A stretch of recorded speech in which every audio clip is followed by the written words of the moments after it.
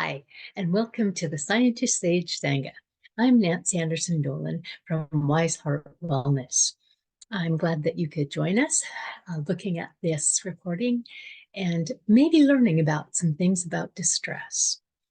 I really appreciate your time and energy, and we are happy to take donations to continue this work going at scientistsage@gmail.com. And also, you can send questions, ideas that you might have that you would like to hear us talk about. And you can also send a request to sign up for the weekly email that goes out that has a lot more content and resource links and things like that about the topic we're discussing. It's a weekly live Zoom meeting, and people are welcome to join us live or partake in the recordings that we create. Thanks again. So distress is the topic of tonight, and I'd like to start with an interesting story. This is the third time I have tried to record the distress topic. The first time we were live, and I had some computer trouble that eventually stopped it altogether, the Zoom call, and I didn't get any of the recording done. And then I tried again, and it short-circuited again, and I missed the introduction. So this is third time lucky. So distress. Distress is a really important topic nowadays. We've always had distress, and it's a part of the normal range of human emotions. But nowadays, it's harder than ever for people to really calm themselves down and step out of distress. And what that means is we have more and more stress. And when stress is chronic or very intense, we often move into distress. And distress has a very clear pattern that I'm going to explain really in thorough detail shortly. But one of the things that happens is we don't think well. And so when we move into distress and we are in this chronic mode of maybe having too much stress from too many sources, or some really difficult acute stresses. They could be old ones, like old traumatic experience, or they could be brand new ones, like worrying about nuclear war. The COVID pandemic really increased stress for people. And even though it has settled down a tremendous amount, people are still left with that excess stress. And when they have excess stress, then a newer stress will cause them to go into distress. And distress is when our functioning starts to drop. And I'm going to go to the idea about, first of all, why? Why should we work on it? Number one is because it causes so much difficulty for us, not just in the moment of the distress, but the moment of the trigger. You know, whether that is a traumatic event or just an everyday event that has become traumatic for us. Lots of people are struggling financially right now. The place where I live, there has been an incredible increase in rent, and it's hard to find a place to rent, much less if you can afford it. In many places in the world, we're dealing with all of these climate issues where we're getting very strange weather and very unpredictable. And of course, things like interest rates that make having debt or buying a house or things like that. So there's a lot of individual things that are very stressful that people can't bet on certainty in the way that we believed we could before. Now, I believe that our life is always uncertain, but we don't always have it up in our face. And so when it's up in our face and we have a very strong belief that life should be certain, it causes double the distress because our old ideas aren't working and we can't quite jump to the new understanding yet. So I'm going to share my screen and put on a diagram that is really helpful at learning about our pattern of distress. And that's one of the best first ways to start working on taking down your distress. Okay.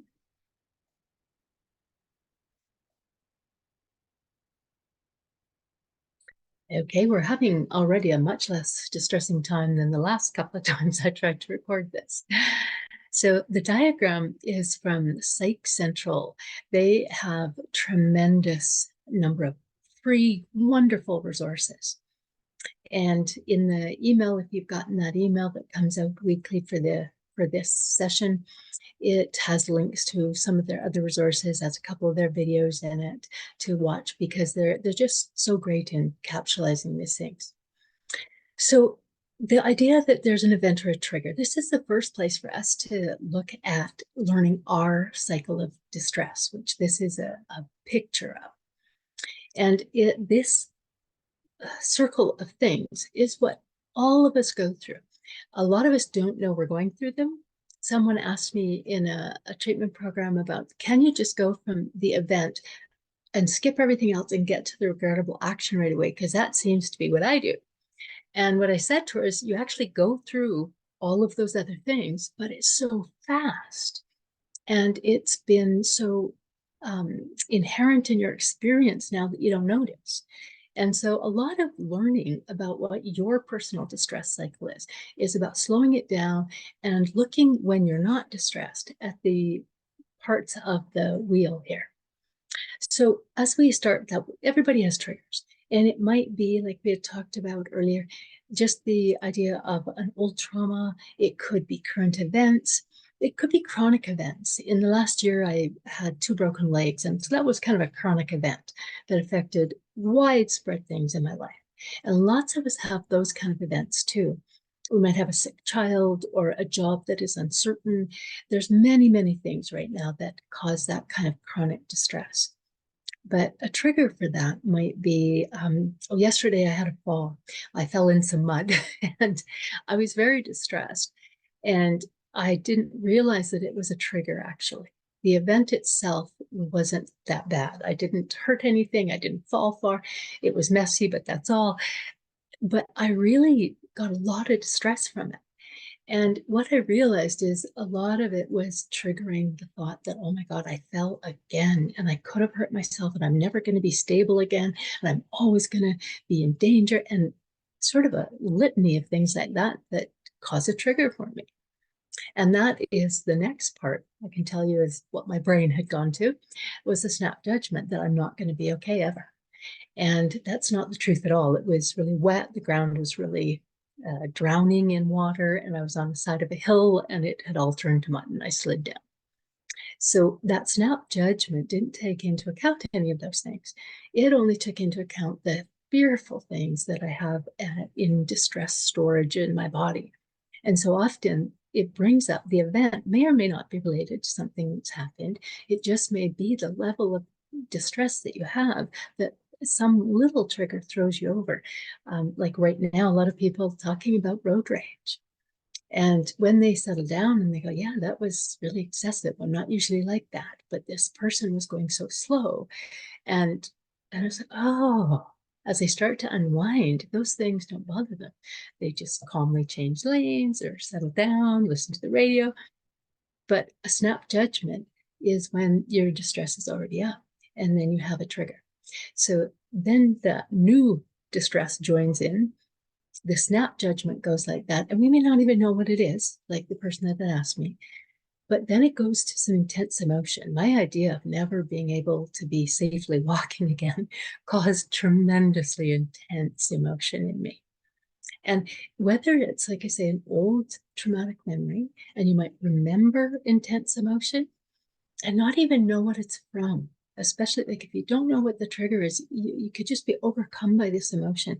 And it often happens for people with war veterans. They'll hear a noise. With people that have had early trauma, they'll see somebody that looks like their person that hurt them. And they don't know that. They just have it and they get triggered and they're away. So this is really important to not necessarily know what all the details of the situation are, but just to know that, wow, whenever I see tall men with dark sunglasses on, I have this weird feeling and I start to freak out. Or in my case, when I was in the height of my eating disorder, every problem became a reason to eat.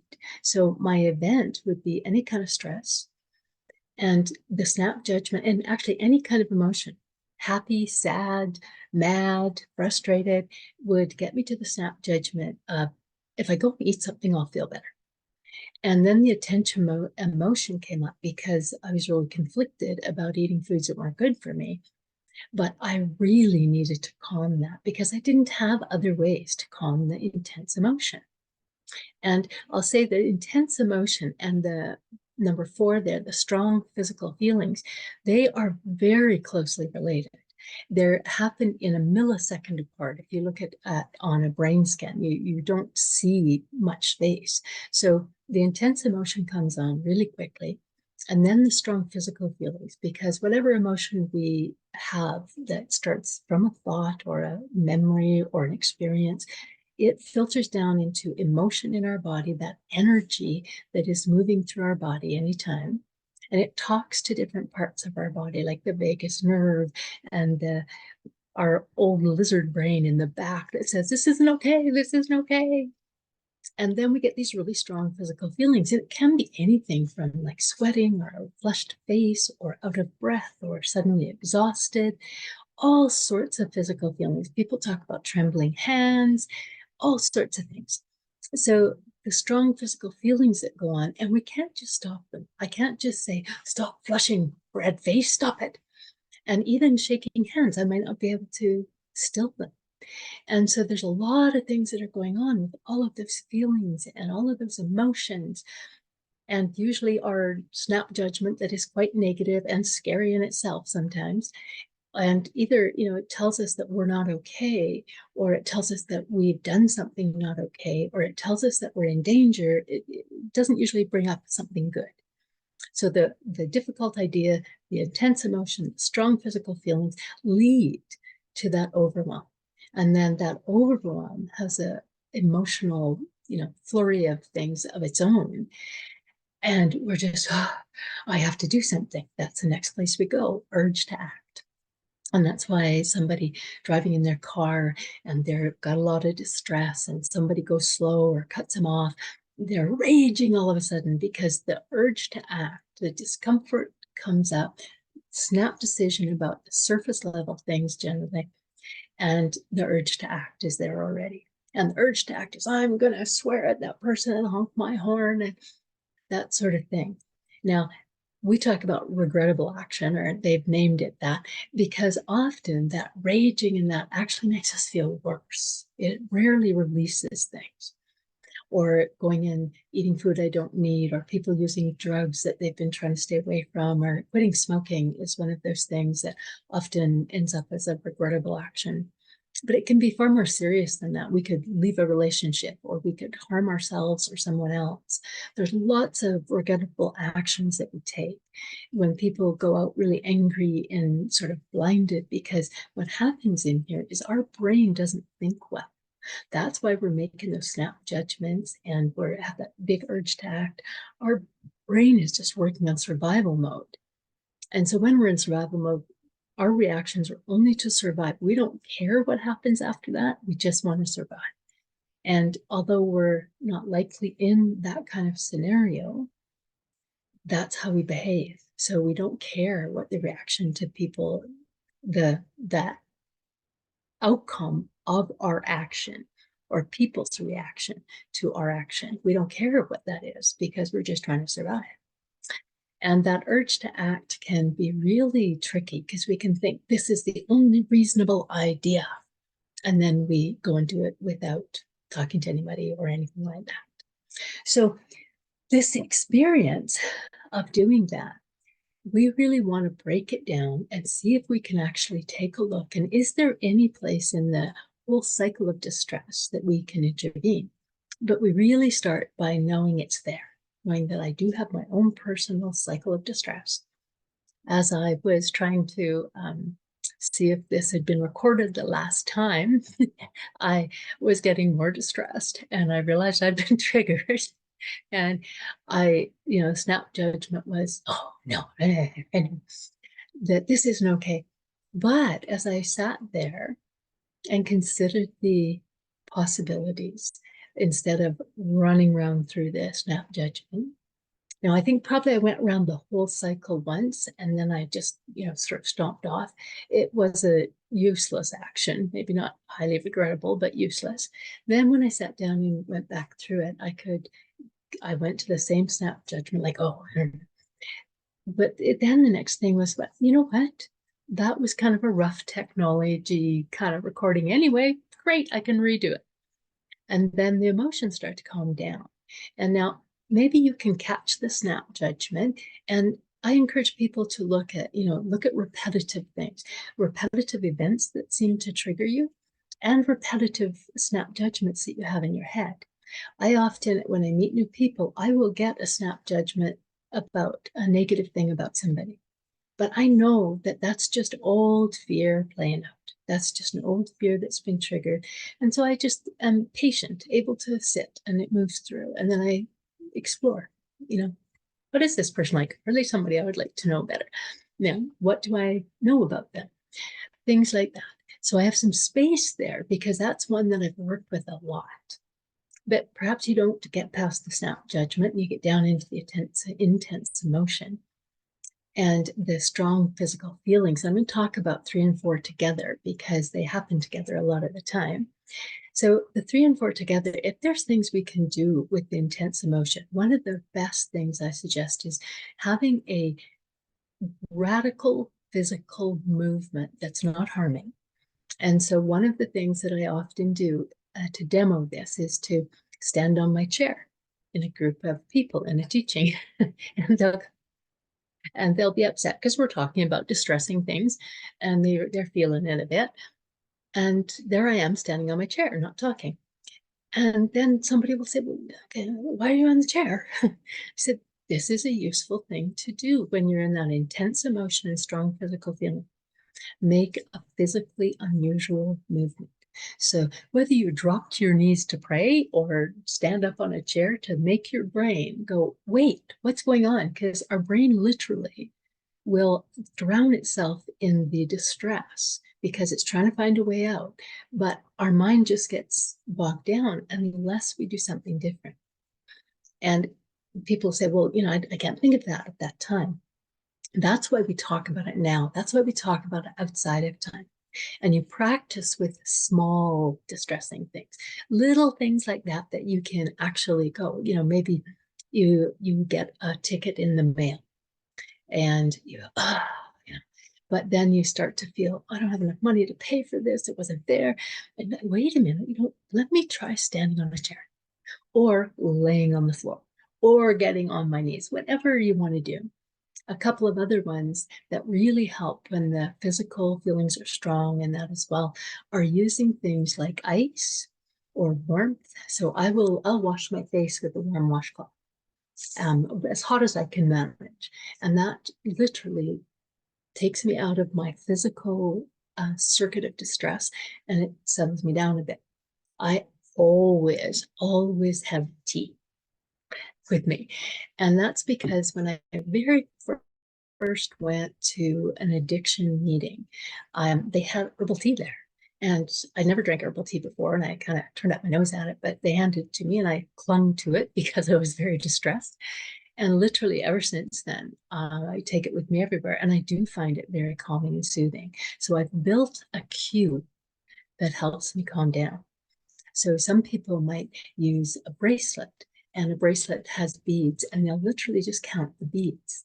There's actually a practice in Buddhism with ojutsus where you count beads.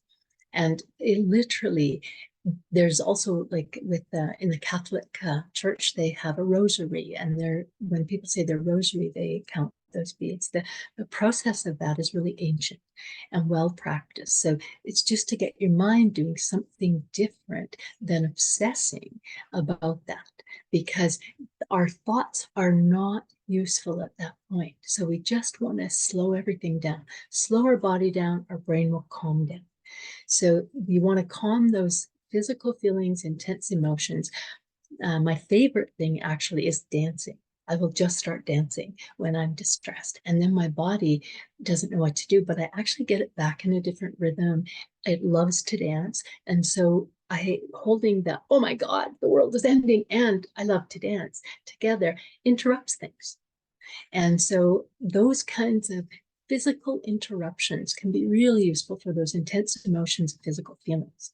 And then the overwhelm breaks a little bit. And sometimes we can get out of our cycle, take a U-turn, get an off ramp, we can get out. Then if we don't, we might have that urge to act. And it's really useful to have a plan around that urge to act. And for myself, because I've been so compulsive in my life, and it's not gone, but I have a plan now. I have a plan that, somebody says, do you want to go and learn to tame snakes? And my brain goes, that sounds interesting. But I say, I don't know, because I want to stop and slow down and let my brain think things through in a good state of mind. Or they might say, do you want to hop in the car and drive to another city? And that sounds exciting. My ADD brain really likes those kinds of things, but I have this plan about stopping before I do that. And when you stop, you sit down, take some time and really observe what's going on. What am I feeling about this? Am I feeling that compulsion? Oh yeah, I want to go do that. Just let's go. And not sort of going, oh, can I do that? Is it reasonable right now? Is it affordable? Is it something I would like to do? Is it going to interfere with anything else? All those sorts of things. I can actually think. So literally that the sit down, thinking a bit, observing what's going on in my brain and around me, and just continue that pause. So I draw a line in the sand there. People ask me, or I might have an opportunity to do something, and I go, just a minute. Let me take a step back. And possibly if it's a day, is good for me. But if people are going to say to me, well, if you can't decide now, you can't come, I'll be like, okay, then if that's the case, if I have to decide right now, I'm not going to. So I won't indulge in that now. If it turns out to be something I'd really like to do, I'll seek out new opportunities to do it. But literally, I used to call that spontaneity. But I realized that spontaneity is like, oh, something comes up, I have a full conscious brain to work with and think, oh, that's lovely. It's something I'd like to do. It's something I've always wanted to do. And I go along with it. Or I might even have organized it myself.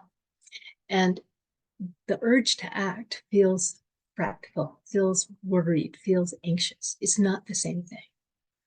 And then if sometimes we get past that and to the regrettable action, we often can pop back into the whole circuit again and keep going around. And the regrettable action, we might say, oh no, I did that. This is horrible. I'm horrible. Now, me doing something like that without being able to think it through may be a new trigger for me. And away I go again. And this is really one of the patterns that happens in all sorts of psychiatric issues. And it happens when we are not able to slow it down and pay attention. And we may not even see the issues gaining on us. When people were in COVID, in the shutdown for so long, people, we've never had that experience before. How could we possibly see the amount of distress that was building? We were busy trying to ignore it or trying to amuse ourselves during it or make ourselves better. And, all sorts of things happen that dramatic drop in social interaction, whether it's just, going out for walks or over to people's houses or out for coffee, all sorts of things like that. That caused some really below mental level kinds of things to cause us distress. And I really want to talk more about this.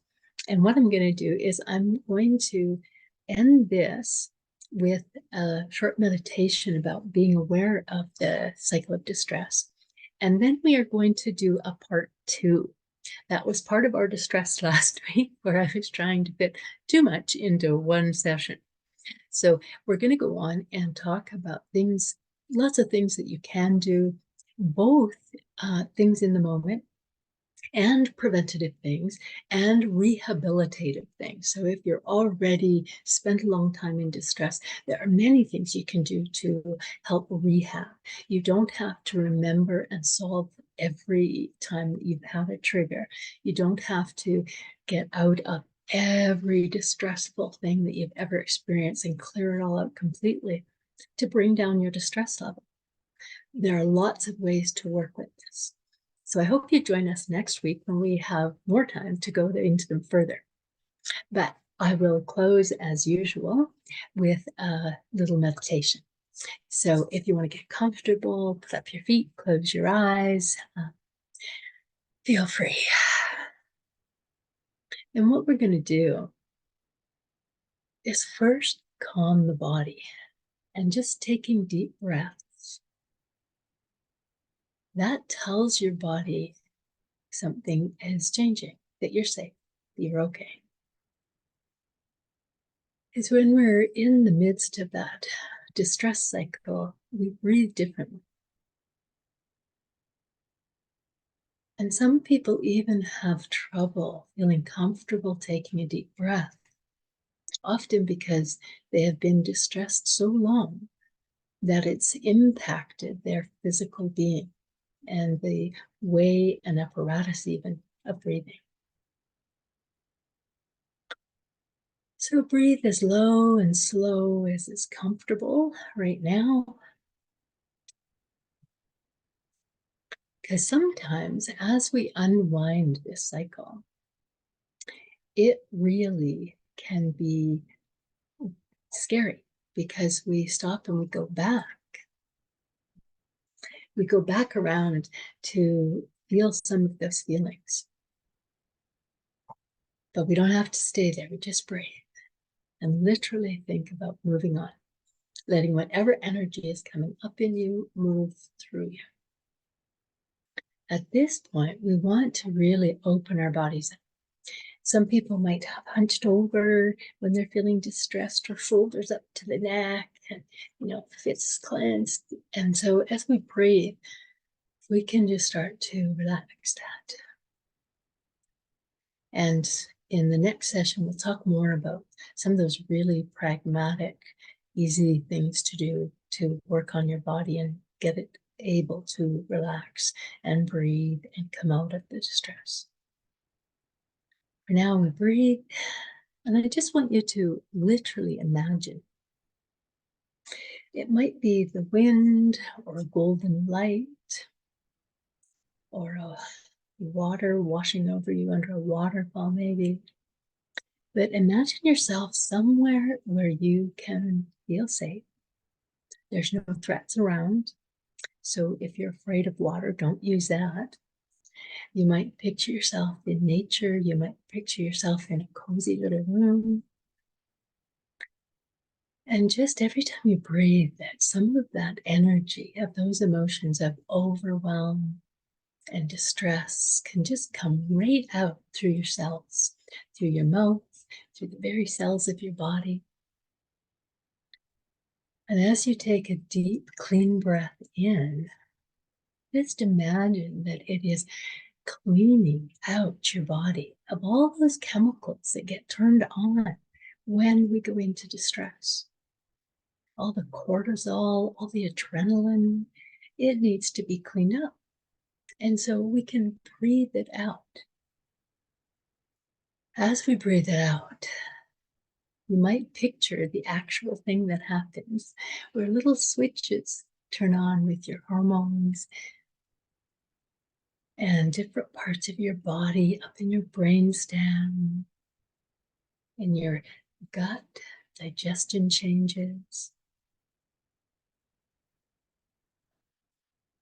Our body and brain actually tell our guts that it's okay to rest and digest when we calm down.